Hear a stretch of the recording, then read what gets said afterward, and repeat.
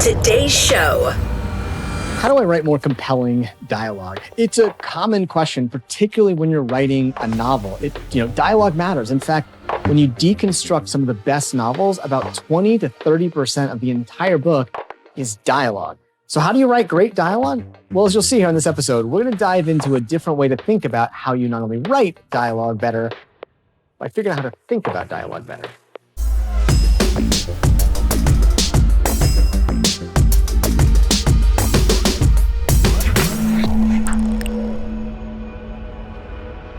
One of the breakout books over the last few years is You by Carolyn Kepnes. It's also been made into a Netflix series, and it features the very likable, surprisingly, serial killer Joe. And in that one, we really get to see how Joe interacts. And one of the things that many people describe about Joe is just how much they feel connected to him. And that's really by design. As you're going to learn from Caroline, she learned how to write dialogue by getting her start in writing for Gossip magazine. She was a journalist who learned a lot about the art of extracting dialogue and real compelling content in order to make it sound realistic and reasonable. In fact, by learning how to gather great dialogue from people in real interviews, she was able to learn how to write it more effectively. Listen in to how she describes how she got great at the art of telling stories through dialogue. I was a gossip reporter, which meant a lot of eavesdropping on people. It was before social media, so it was like going into bathrooms, going to a party using a fake name. That plays into the books that I write. Yeah. Then I wrote on a television show, The Secret Life of American Teenager, for a year. And it was a great learning experience, but I was very much like, I want to do my own thing. Like in television, you're, the showrunner has a story to tell and you're kind of participating and you're speaking the language of a show. But it was great exercise for mastering the language of something, of like your work, within the confines. Mm-hmm. And then after that, in that way of wanting to do my own thing, I made a short film adaptation of one of my short stories.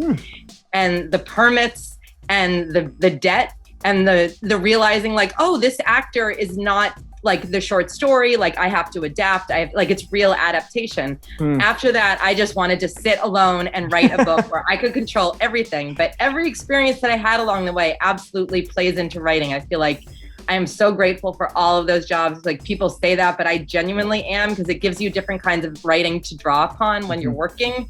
Of like the journalist in me that knows that like I have to finish this or there won't be anything for the editor to work with. And the TV writing, I like TV because I like the way the story moves, and I knew I wanted my book to feel like TV, to have that when you talked about not being able to put it down. Yeah. So everything like stirs up, and then I feel like that's how I got to know my voice.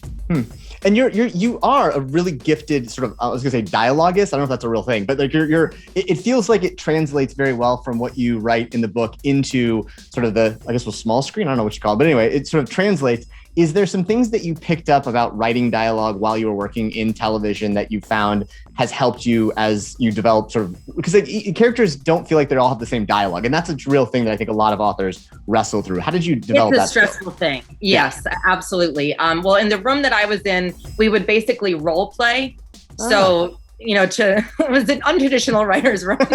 But that was a great experience that I find myself doing in my head, where I'll go through the dialogue as one of the characters, saying it all out loud, and then I'll read it as the other and try to feel like if they feel like they're each hunting for their own thing, or if I'm driving the conversation.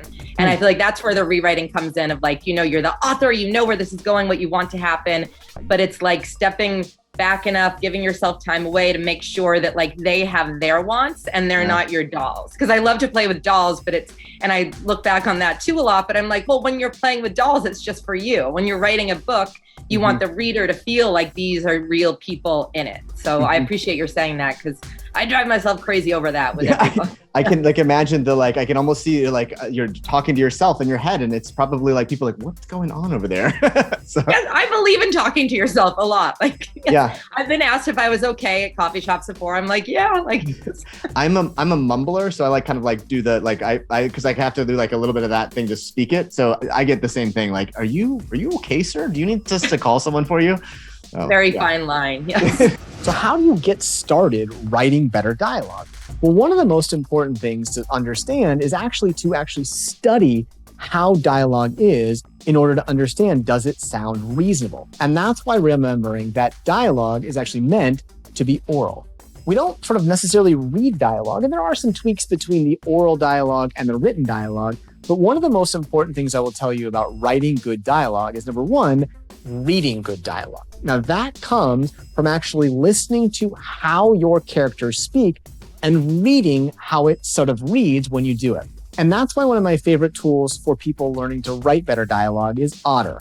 OTTER.ai is an amazingly powerful tool. It's a free note-taking tool that you can use on your phone or your computer. And the design of it is to help you actually be able to transcribe anything.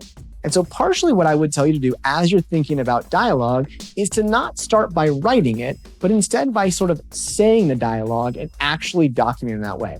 So as you're thinking about a character, imagine that that character were being interviewed or having a conversation, and speak it and see what you can do when you read it afterwards to transcribe and edit it. Oftentimes it's not going to come out perfect, but by being able to pull out pieces that way, you can see what looks like much more compelling dialogue. The second thing is to not be afraid to actually sort of speak the conversations, to have both parties. It can look a little weird to literally be role-playing in that way, but certainly it can help a lot as you're doing it, and that can certainly do it. The last thing that I will share with you a little bit is to learn from some of the techniques of screenwriting. Now, screenwriting is actually sort of dialogue only, and all that you're doing is having those character pieces. And one of the things that you might find is to literally imagine that you can't write any stage directions. All that you can do is write the dialogue and see what happens. And in this exercise, what you'll see is when you actually are forced to describe things, describe what's going on without being able to have the benefit of stage notes and other descriptive, it forces you to write in some compelling ways, much more so in a dialogue sense. So those are really three big things that you can do to improve dialogue. Number one, to just use a tool like Otter to transcribe it, to break it down, to look at it in that way. Number two, to actually extract those pieces and pull the pieces out, then edit them into where they might go. And third, to try and do a little bit of screenwriting, which can make for much more compelling content. As you'll see, what sort of Caroline shares with us is that great dialogue is a skill that can be learned. Part of it comes from listening or being able to gather those things. And so even if you're listening to yourself or someone else, you can find what makes for good dialogue in those pieces there. And last but not least, remember, try and use dialogue to really take us inside the action moment. As you're writing, about 20 to 30% of a novel should be dialogue. And if you don't have that much, you may be using too much narrative and not enough dialogue. Or if you're going the other way, where 50% or more of the book is dialogue, you may be writing more in the screenplay way. So look for that sweet spot of about 20 to 30% being dialogue. Use these elements to break it down, but get good at listening. And one of the fun things, particularly if you're trying to do this exercise, is to involve other people. Find a partner, find a roommate, find a spouse, and see if you can get them to role play, do some dialogue and actually capture those pieces. Give them a script and sort of see what they stumble over, what doesn't sound right when you do it. See how that is. I myself am a mumbler. I like to sort of role play my characters. He said this way, she said that way. Whether that works for you or whether you just like to talk out loud or whether you like to have a partner, remember, dialogue is an oral activity. So get other people involved, conversate, use those things, and that's the secret of writing better dialogue. All right, so everyone get your choke yourself on here. I'm going to hold my phone here and with one finger try to do this one. So everyone get your best choke yourself.